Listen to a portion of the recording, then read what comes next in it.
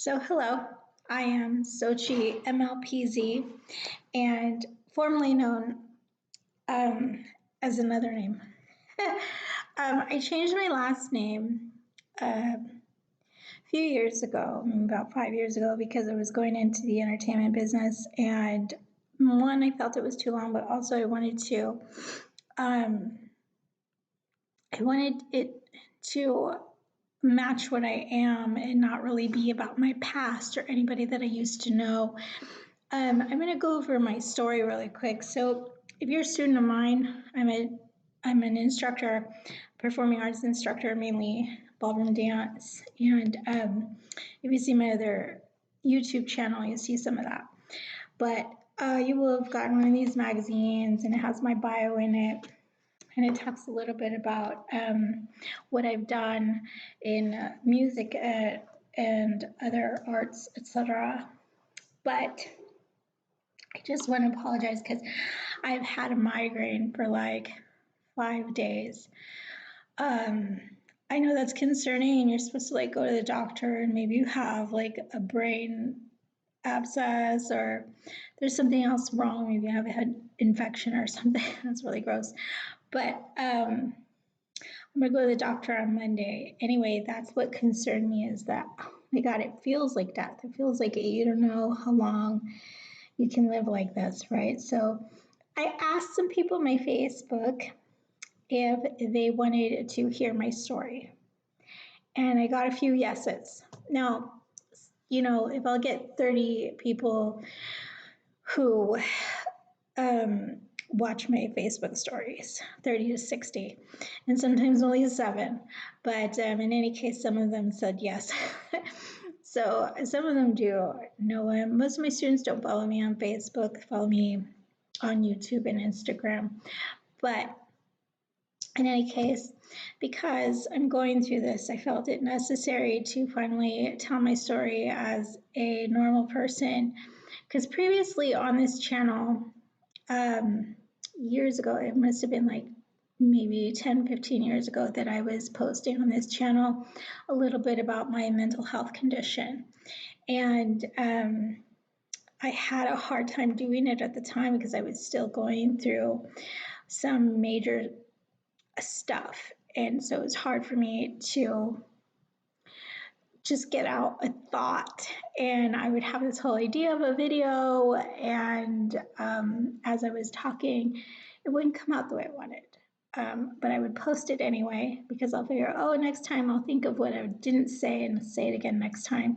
But I stopped doing that because I got a job and started being realistic about how people would view me and what that would mean for me professionally. Talking about mental health conditions at the time wasn't a popular thing. So it just came about the last couple of years. People want to be really open about it and raise awareness, etc. And there's a lot going on in the world right now. I am Mexican American. I was born here in America. And my mother was born here in America, and my father was brought here by his parents when he was a child. So, there are a lot of concerning things happening with us right now, and I wish that I could fix those lights, really bothering me.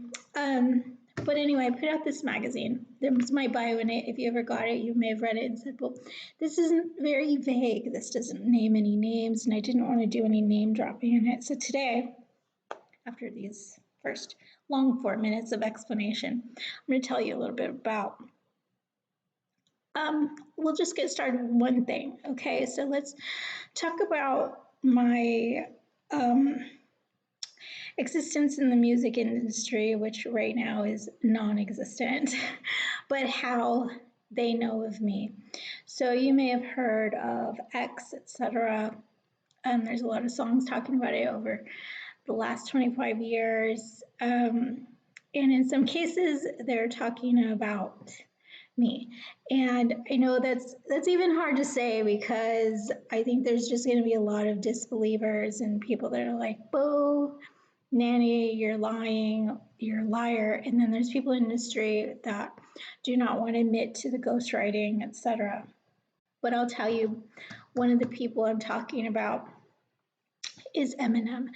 And everybody in the world wants me never to say this again.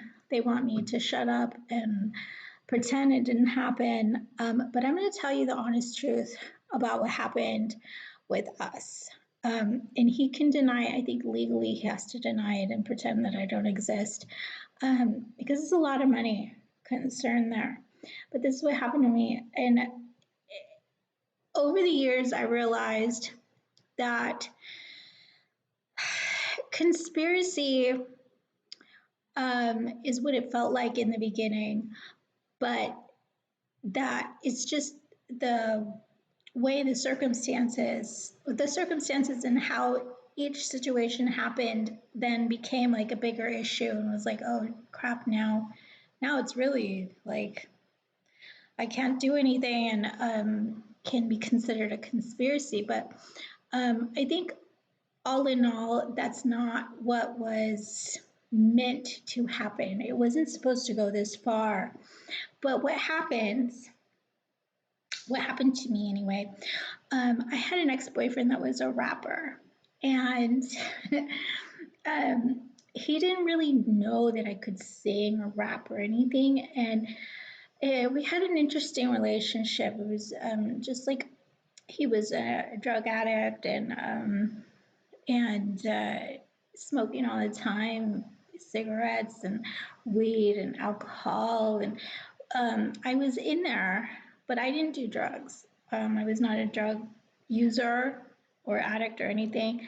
I did drink a little bit. And I say a little bit where your friends make fun of you and will call you an alcoholic, but it really wasn't that bad. I'm not an alcoholic. I don't drink anymore. I'm totally sober, 100% sober. I haven't had an ounce of any kind of substance, God, for like 20 years. But that's not because of addiction. It's just that I live my life with my mom still, and I don't really go out. And then because I'm a dancer, and I'm getting older, it's harder for me to have that recovery the next day from a hangover and whatever. So I just don't even do it. But anyway, so when I was younger, I was going out with this rapper off and on. And you could have said that we were in love, but there was a lot of other stuff. And this migraine is killing me, so I'm going to turn on this light here. Let me turn off those lights. Okay, that's much better, right? Great. So yeah, he was in the rap game since he was a teenager, since we were young teenagers, and he didn't really like Eminem as much as everybody else did. He kind of thought that he was like hassling him.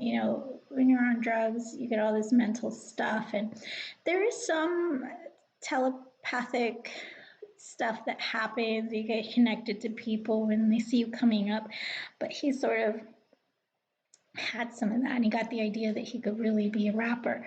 So he would create stuff on his computer and, was really trying to do it on his own. And then as we got older, 19, 20 years old, he made some connections with Bay Area rappers and some producers in the Bay Area of California. And it's sort of a different world. It's a little bit different than it is in LA, and a little bit different than it would be in any other state, New York, whatever. It's just a different vibe. And then if you know anything about, Bay Area rappers, they were known to be a lot speedier, faster, Twista, da da da da da, where you have Busta Rhymes. We had our own fast, speedy rappers, and motor mouths, I guess you could say. So my boyfriend was one of them, and um, but he's a white guy. He's a white kid. Um, classic with the backwards hat from the 90s and the early 2000s that you would have seen. That people just didn't expect that coming from him. But anyway, got really close to getting a deal. And at that time, our relationship had been so off and on, and there was a lot of drama between us that I was causing trouble with him and producers. I got in a fight with one of the producers' girlfriends on his front lawn, and it made him really angry at me. So that's a long story. That's a story about our whole relationship. But basically, I was kind of upset that he was always doing these albums and he was never asking me to be part of it. They would hang out in their room, rapping in a little microphone and the speakers and stuff. And I would just be sitting there. It was like not until I was like 21, like much older, that they had handed me the microphone for the first time, or they tried to get me to say something. He's like, "Come here, I want to show you what we do." Like for the first time, they had been doing this all the time, and then all of a sudden, he wants me to come see it, right? So, and at the time, I have been writing songs, just songs, since I was a child, since I was 6 years old. It's something I had always done. And in my mind, telepathically, I would connect to people and help them out writing songs. I didn't think anything of it. I didn't think it was an illness. Definitely not, because it wasn't symptomatic of anything, excuse me. And, but I would help out. So from time to time, I would hear songs like, "Oh yeah, I remember that one," but it didn't occur to me that it was like this big business, money, but sometimes my songs I would hide away in my closet and they would go missing. And I figured that my father would find them, and we were so broke, he didn't have any money. Sometimes we were just eating tuna and ketchup, whatever we could find in the fridge, whatever's left from something or other, that I thought he was just selling my songs. And, that's what was paying for food on our table. So I never mentioned anything about it. I was like, well, if that's what we got to do, then that's what we got to do. But he wouldn't tell me. And I was kind of upset that just there were lies and he was sort of stealing from my bedroom. And anyway, I don't know if that's true because he wouldn't tell me. It could have been my cousin. It could have been my uncle. It could have been my best friend. It could have been anybody, right? But anyway, we were always poor. And so I meet my boyfriend. He's a rapper, and then later on, he invites me to rap with him, and I say a couple lines, whatever, and I'm really shy about it. I ask him if he wants to put me on his album. He shows me one of his songs, and I was like, was that just something they gave you, like a sample of something they gave you, or did you ask that girl to be on your album? Like, I can sing better than that. And he was like, "Oh, well, show me."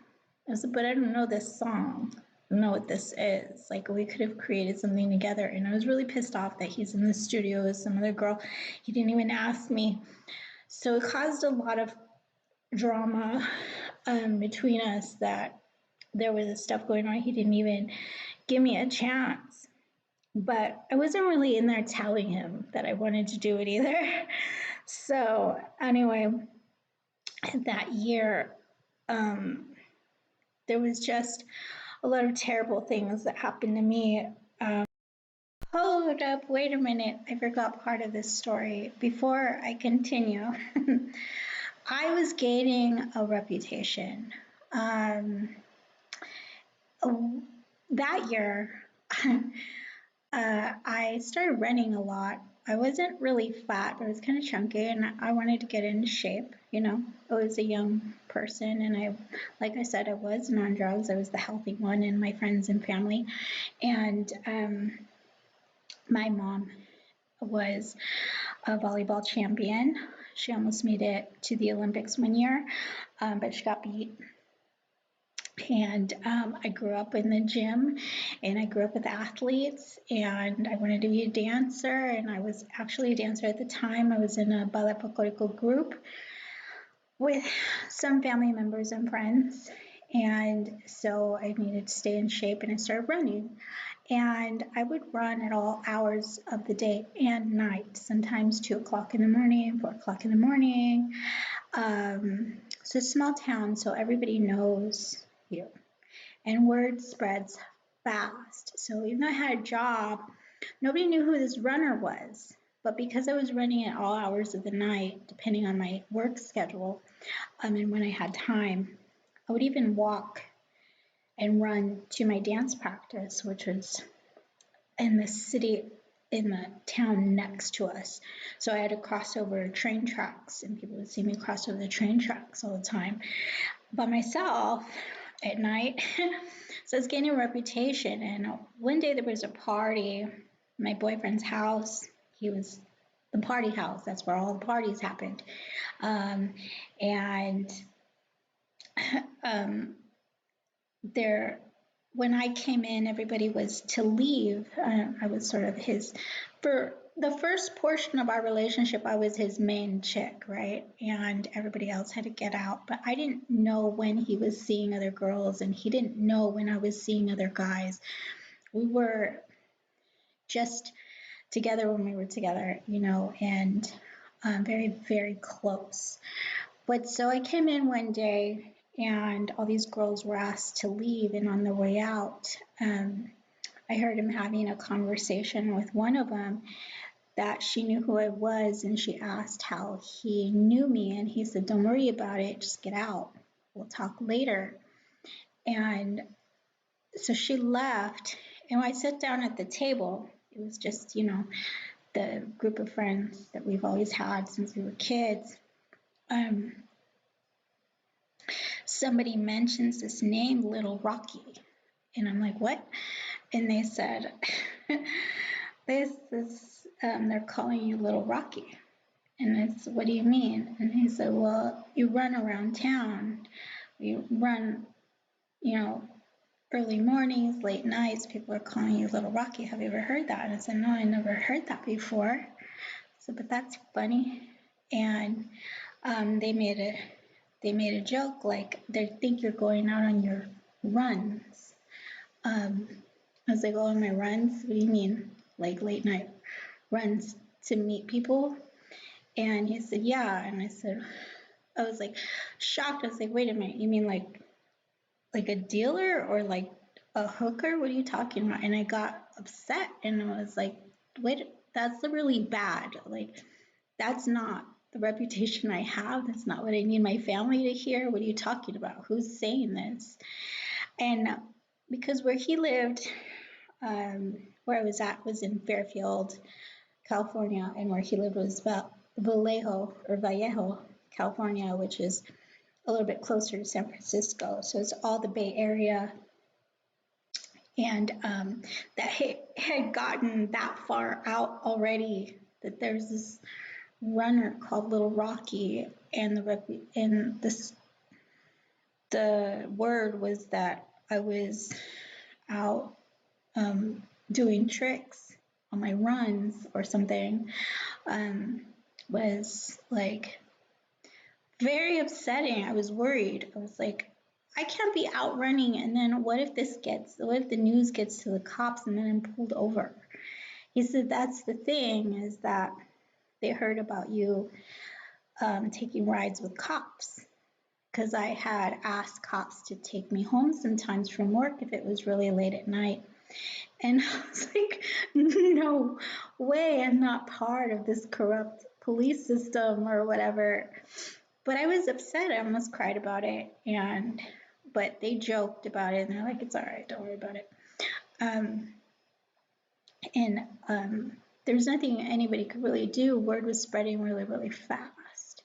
So that's what was happening that year in my life. I had become known as Little Rocky.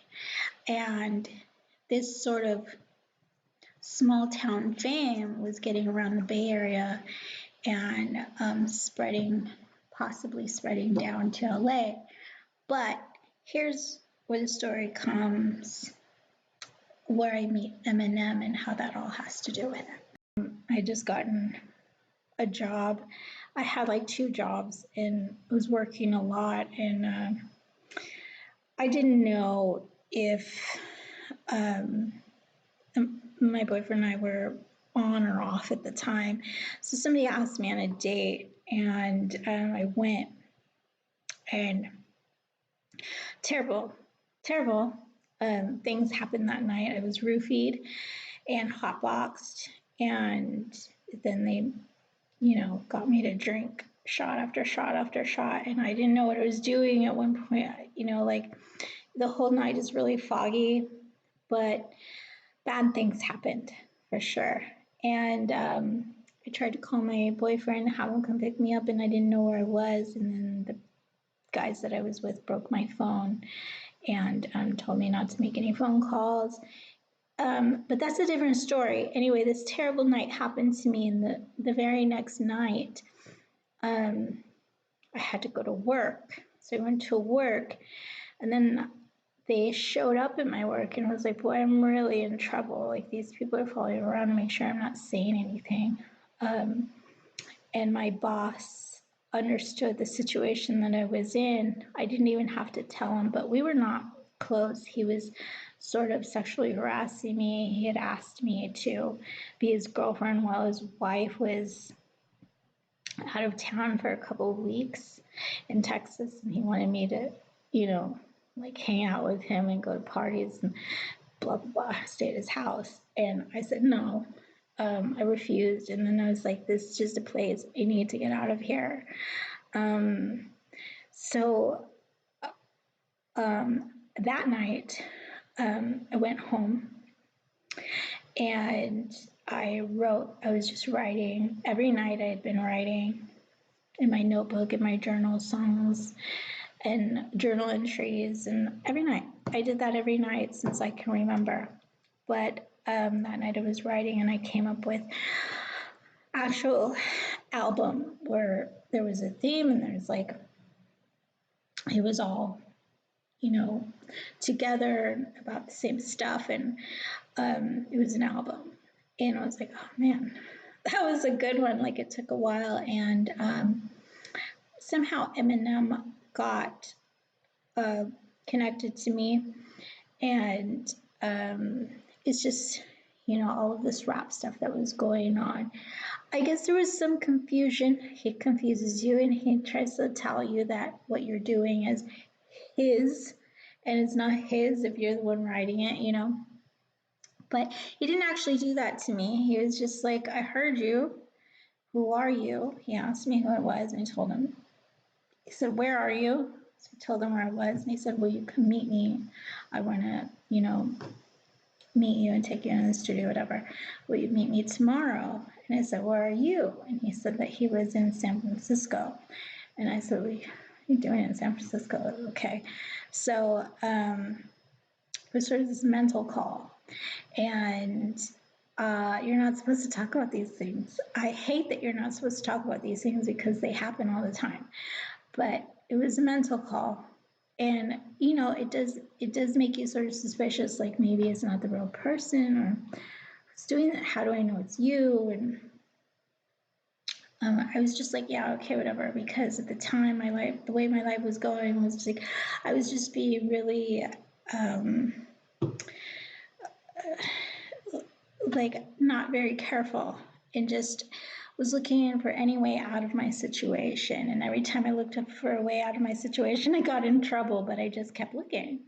And so after that sort of conversation, I called my boyfriend and I said, listen, I'm not supposed to tell you. He wants me to meet him alone. He's like, what are you talking about? Who are you talking about? And I said, I just spoke with him, and he heard some of my stuff, and he wants to come meet me. But he wants me to go alone, and I don't know that I really want to go by myself because I don't know if he is. Do you want to come with me? He said, no. Because the night, like I said, 2 nights before I had called him while I was with other men, and they broke my phone while I was on the phone with him, and I didn't know where I was, and he couldn't come and help me, and so he was just like really pissed off and didn't want to deal with me at the time. And I was like, no, you don't understand. Can we just forget about everything? This could be a big opportunity for both of us. Can you just come with me? Like, it would be awful if I did this without you and I didn't even tell you. And I was like begging him to come. And it was midnight and I lived with my grandmother and they were asleep and I was trying not to talk really loud. So I was like whispering. And he goes, no. And I said, I can't talk to you anymore. Everybody's waking up. Lights are turning on. I gotta go. And I said, but please meet me. And I told him to meet me at the mall at 9 a.m., 10 a.m., something like that, in the parking lot. I don't know where it was, like by the Macy's or something. And he said, go alone, go by yourself. And I was mad because I was like, after everything that just happened to me, you still want me to just be going by myself. So I thought that like our relationship was over. I was like, it's over. We're like, I had totally screwed it up. I don't know what went wrong, you know, and I can't fix it right now, but I got this huge opportunity. So I went the next morning, and as I was getting ready, my notebook I left on under my pillow in my room. And, you know, my family is, I think my grandma had 10 kids, almost 11, but one of them died. And so my uncles and my aunts had lived in that house growing up their whole lives. So they would come and go as they pleased. My cousins come and go as they pleased. They would come any time of day or night for whatever reasons. And so that day, my uncle came. But I can't be sure about this because it could have been him. It could have been the aunt that I lived with. I don't know, but my stuff would go missing. I would get a new shirt and then my aunt would be wearing it and she didn't even live there. And she'd be like, oh yeah, isn't this pretty on me? I was like, it's mine. So that happened to me all the time. If you have a big family, you understand. Stuff goes missing. So anyway, I was going to take a shower and I put my notebook under the pillow. And I get out of the shower and my uncle's just leaving the door and he goes walking to his truck and I'm in a towel that doesn't even fit. Like this part is open. It doesn't even fit. And I'm like, shit, you know, like, excuse my language, but where's my notebook? And it's the first thing I searched for. I should have taken it in the bathroom with me, but I didn't. It was gone, missing. I looked in my aunt's room. She wasn't looking at it. So I went outside and he was carrying a notebook. So I went running halfway through the drive and I was like, oh my God, like my towel's gonna fall off. I went running back inside and said, hey, what are you doing? What are you doing? Where are you going? Come back. And he left. He got in his truck and he left and I was like, I have to go put clothes on when I came out. Like he wasn't coming back. I don't know that he had a cell phone. It wasn't like I could have just called him and see where he was going or anything. So I was like, well, whatever, I still have to go to this meeting. And then my other cousins called me and they said, we're going to the mall this morning. Do you want to come with us? And I was like, oh yeah, actually I need to go to the mall. Can you give me a ride? And they said, yeah. And I said, but I need to leave in like 5 minutes. They said, okay, we'll be there in a second. And in this small city, small town, I guess, at the time it was a lot smaller than it is now. The mall was the only place to go. And it's within walking distance for everybody. Some people are a little bit further out, so they would drive. And so I was really close to the mall. I could have walked. It was 2 blocks away. But they were going to give me a ride, so they gave me a ride.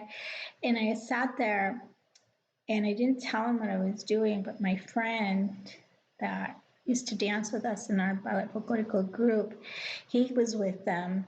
And he was like, hey, what are you doing? I said, I'm going to sit outside for a second. I'm going to meet somebody, and then I'll be right back in. And he said, what's it for? He thought like I was picking up drugs or something. And I was like, no, it's not. I talked to somebody yesterday. They were going to talk to me today. I'm going to, I'll be back in a minute. I'll call you. And he was like, are you sure you don't want me to stay with you? Are you okay? And he thought like I wasn't safe. And he was like the real boyfriend type, where always protecting us. And he was like an older brother, like making sure we were okay. But he was not my boyfriend. He was younger than me. And I was like, no, you're okay, just go. But I think he went inside the doors of the mall and just stayed there and watched me. I don't think he left me alone. I think he was watching me, but I couldn't see him. So then the cars rolled by, two or three big black cars, black like SUV, like, and they stopped, and the window rolled down in the back seat of the first car. And I was like, oh, there they are. So I go over there, and the window rolls down, and it's this blonde guy. He looks like Eminem. But I don't know a lot about Eminem. I just know what I know from a couple of videos that I've seen. I wasn't a huge, obsessed fan of this person. The movie hadn't come out yet. So 8 Mile hadn't even, I think it was coming out that year, but it wasn't out yet. And so there was like going to be another big Eminem boom that nobody knew about yet. And if they did know, I didn't watch TV. I worked and I partied. My grandma would use the TV and she would watch novelas. And so I didn't know anything that was going on with rap or music on MTV or anything like that. American Idol had just started and I had seen it off and on, but I wasn't like watching it every week, So yeah, I was just a songwriter and a singer, and sometimes I would rap stuff. And so he opens the window and he says hello, and I said hi. And at the time, I don't have a picture. If I could show you a picture, I'll show you a picture right now. Maybe I'll edit the video and show you a picture. But I was really cute. I had this big bright smile. Ever since my teeth have moved, they're not. Sometimes it's hard to explain. One of my symptoms is this moving around in my face, and my face changes a little bit, so I don't always look the same. And actually, it affects my teeth and my smile. So sometimes I will have my smile as it was when I had braces, totally straight, and then sometimes they'll just get totally messed up and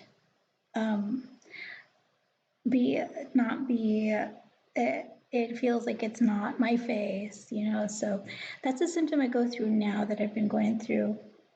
And I've talked about that on this channel before. The medications that I was on caused that to happen to me, and it's not really curable. There is a medication. This is off topic, but if you take the medications, no telling where your face will stop moving, so you may never look the same. Anyway, so I don't take it. Oh my God, it's like hot in here. But yeah. So anyway, he says hi, I say hi, I smiled. He said, you have a very beautiful smile. I said, thank you. You're not so bad yourself. And kind of in a flirty way. He was actually very cute. But I barely remember it, that time of my life, because it was really like I had that roofie night, and then I didn't sleep, and I went to work the next day, and then I wrote all night, and then he contacted me in the middle of the night, and then I had to get up early. And so like, I don't even know how I remember it. Like, it's so foggy. But it was him, and he had a driver, a black guy, big big black guy was the driver. And then the car behind him had a couple of other black guys in there, big guys, which later I assumed was like 50 Cent or something. I don't know. I didn't meet the people in the second car. But he was talking to me and he said, "Do you have the songs?" And I said, "Actually, they were stolen this morning. My notebook was stolen this morning. I don't have it.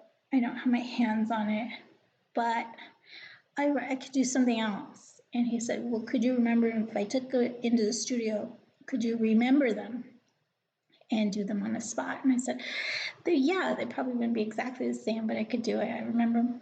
I thought about it for like 2 seconds and I was like, "Yeah, no, they're still in my, yeah, I could do it." And he looked at me for like a couple of seconds, like a moment of thought. And he was like, "All right, get in." And I was like, "Okay." So I tried to open the door. She locked the door and he goes, "The other side." And I said, "Well, just scoot over." And he said, "Other side."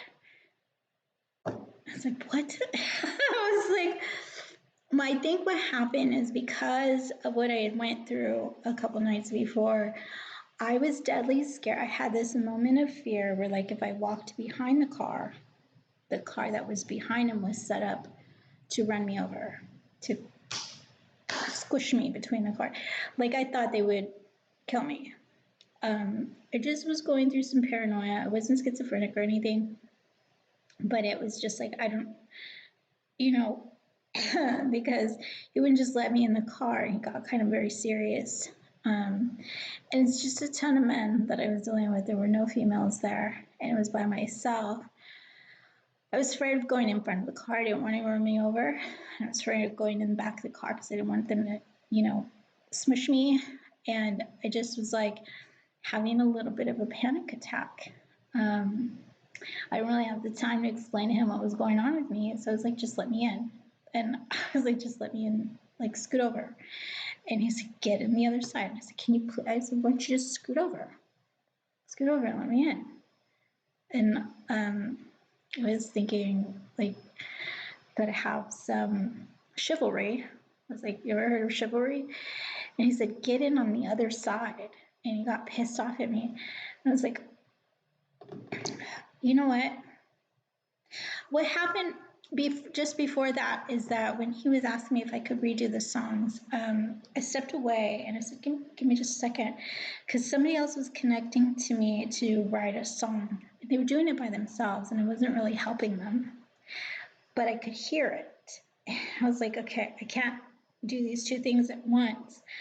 I have to somehow not lose my stuff, not lose my shit and disconnect with these people so I could have this conversation." So he thought I was like a little bit weird, I think. And then I had my panic attack and I was like, "You know what? It's too crazy. These things is too crazy for me right now." And I didn't say that, but I was like, right there for a second. Some of this is because I wanted to talk about mental health conditions. Mine in particular, it's all I can talk about really. But this is a really important part because I didn't necessarily have symptoms of schizophrenia really, but at the time, and you can ask my boyfriend at the time, I think I forgot to tell you his name. His name was Mike. He went by the rap name Syllable. And he had seen me from time to time go through some small panic attacks. His friends had to inform him that that's what was going on because he was like, "What's her problem? What's her deal?"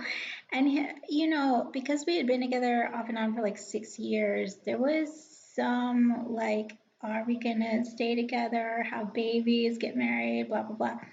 And I think he was questioning whether or not it was something he could deal with. But he sort of had to do the thing where they get real close to you and hold on to you and allow you to breathe, etc.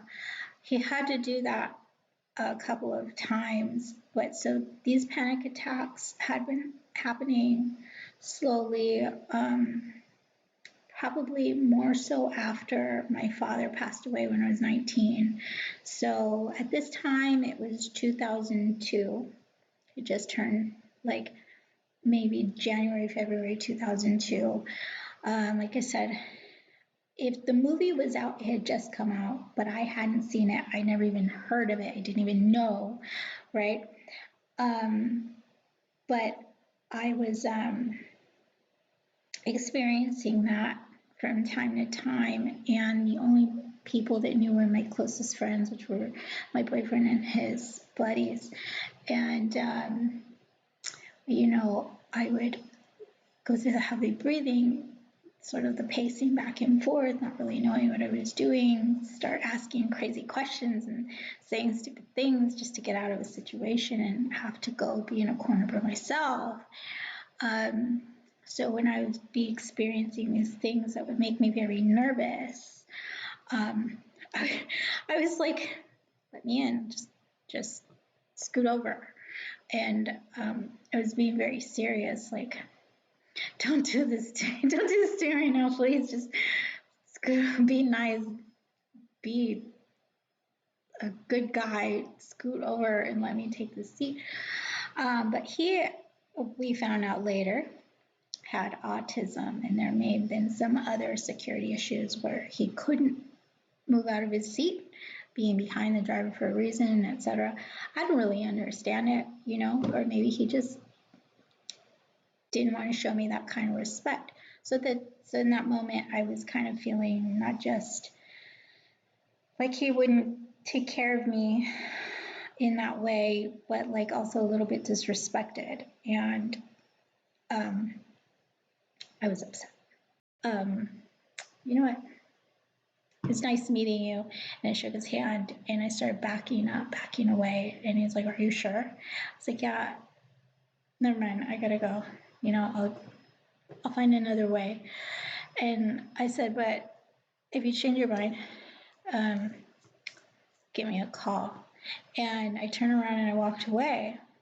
And these two cars drove out, and I could watch them driving away. And I almost started crying because I was like, oh my God, like I just ruined my life.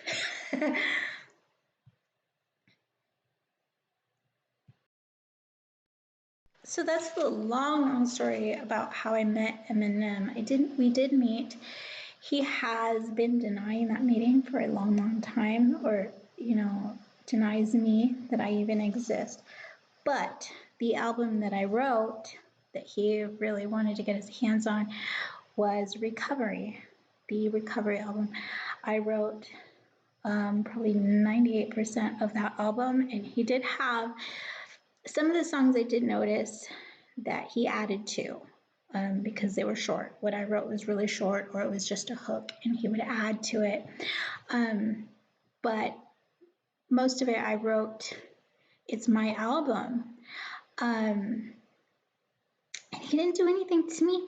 Mentally, it was safe. Like, I didn't go crazy because of Eminem. I had other opportunities. About a week or two later, I kept my job. Had just been a week, and my boss, I think he was feeling some guilt, and he was like, you know what? I have some connections to the radio station. If you want, I can help you with your songwriting. And I was like, wait a minute, how does he even know that I do that?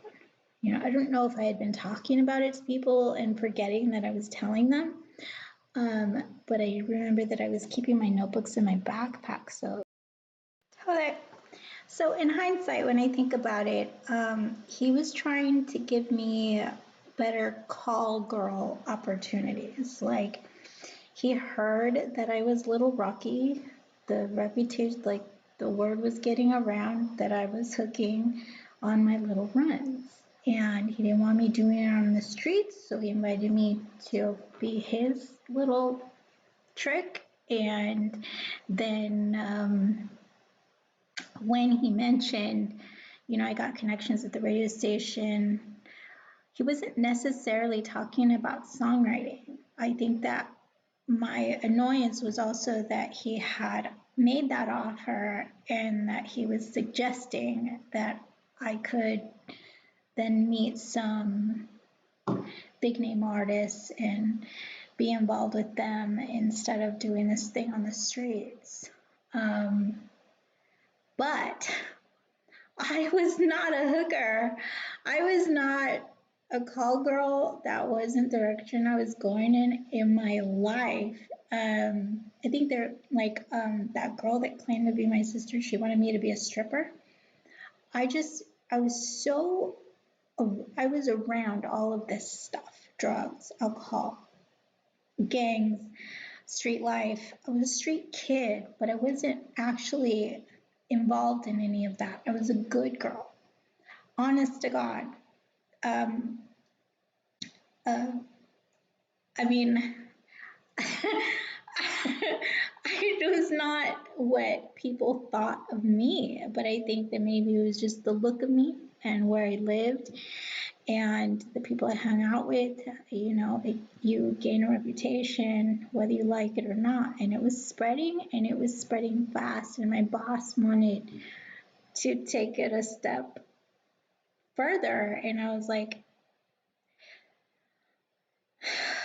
you know, I don't know what I don't know where my life is going now, you know, but I was upset about what had been going on in the last couple of weeks, and I just was sort of traumatized and panicked and angry, and at this point I could not handle it by myself anymore, and I didn't have anyone to talk to about it or to help me. Felt like they were going through my stuff and figuring out what I do. So he had somebody come and see me. He asked me, and I was like, no, I had an attitude. I was like, no, I don't need your help. Like, leave me alone. Like, mind your own business, you know? And I actually said those things to him, and I was like, why are you like, I'm just trying to work here. I just, you know, I don't want to owe you anything. I don't know you. And he's like, that's too bad. And then later, Timbaland, somebody called themselves Timbaland, came and saw me at work through the back door at my job. And I was like, Timbaland, I know who Timbaland is. I know who Missy Elliott is. I know who Aaliyah is, you know? And I was like, but I wouldn't recognize him. At the time, Timbaland was in the background. This was before his face was a star, before we really knew what he looked like, before Promiscuous came out. And oh my God, it was before all of that. And he was standing in front of me. I didn't recognize him. I was like, how do I know you're Timbaland? Like, what's your name? And he told me his name. I don't remember. And I said, can I see ID? And they showed me his ID, and I was looking at it, and I was like, you know what? Because they don't even know your real name, this is not going to work because I don't know who that is. And I was like, it doesn't say Timbaland on it. So, like, how will I know even who you are? And he invited me to go with him to the studio. And he had my notebook in his hand. I said, can you, like, who gave you permission to go through my backpack and get my notebook? And, second. Sorry, I had to blow my nose. So who gave you permission to go through my backpack and get my notebook? Give me my notebook. And I went grabbing for it. He pulled back. I said, give me my notebook. And he wouldn't give it to me. So I didn't want to get in a fight. Also, what was going through my head, Timbaland had, or this guy called himself Timbaland, asked me if I wanted to be the next Aaliyah. And from what I understand, Aaliyah didn't write her own songs. Timbaland wrote them, or somebody else wrote them, right? I think, no. I love Aaliyah, okay? No disrespect, but I don't want to be the next Aaliyah or the next Selena. I want to be the first me. And I was like, I know what upset me really, what turned me off or made me think that it wasn't Timbaland was like, she had just died the year, like not maybe even just like 6 months prior. And I was like, why would he be out looking for another star and say those words the next Aaliyah 6 months after her death? So I wasn't sure if this was him or not. And then if it was, I was like, you know, get out of my face. I don't want to know somebody like that. So I was really turned off by that. And I let him go. I was the only one working at that time. Everybody inside was doing something else. My boss wasn't there. I knew that the cameras in the store didn't work, so the cameras outside didn't work. And so he was like, he told me to go in his car, and I was like, in this car, I called it like a crappy blue 1995 Taurus. I was like, this is a 95 Taurus. I'm not going to go, I'm supposed to leave your Timberland. I didn't know anything about cars, okay? I have no idea what kind of car this is, but I was just, ragging on him because I didn't know who he was. And he gave me this look like, what the hell? He said, it's a rental. And I said, it's a rental. I was like, from where? Like, don't you guys usually have drivers? And I was just like, not really sure who I was dealing with because I didn't recognize him. And I was mad that he had stolen my notebook out of my bag. So I was like, you know what? Keep the songs. I'll come up with something else and get an opportunity with somebody else. With, like, I don't know who you are, but good luck with that. And then all the songs came out with other artists, and Timbaland was the producer. So, but still, I don't know if the person that I met that day was actually Timbaland. I would not have recognized. I don't remember his face with my memory. I remember kind of what he looked like, but I thought he was too thin. Like, I thought Timbaland was a big, husky guy, and this guy wasn't that big. The camera adds 10 pounds. It's like 10 pounds, not 50. And I was like, I just didn't believe him. But honestly, I think that this guy just sold my songs, and they ended up in Timbaland's hands. But a lot of my songs got sold and went to many different artists. So I did meet a few people, and I have had the opportunity to go in the studio and actually make my albums and possibly get a deal. But there was no deals promised. It was just like, come with me, we'll see what you can do. So for those of you that think that doesn't happen, they don't just invite you to some strange person off the street, invite them into the studio without knowing who they are or any experience. That's the way it was done at the time. Sierra was pulled out of her prom. They assumed she could dance. They just happen that way. They hear about you, or they see you and they find you and they give you an opportunity because you're cute and you got a lot of nerve. You put your foot indoors where they probably don't belong. And so when they see somebody that has some experience being in front of people and doesn't get nervous,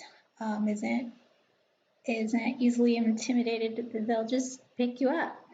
That's the way it was done at the time, early 2000s, 1990s. That's the way it was done. And so I was like trying to just take advantage of that because I heard that story from people in different places.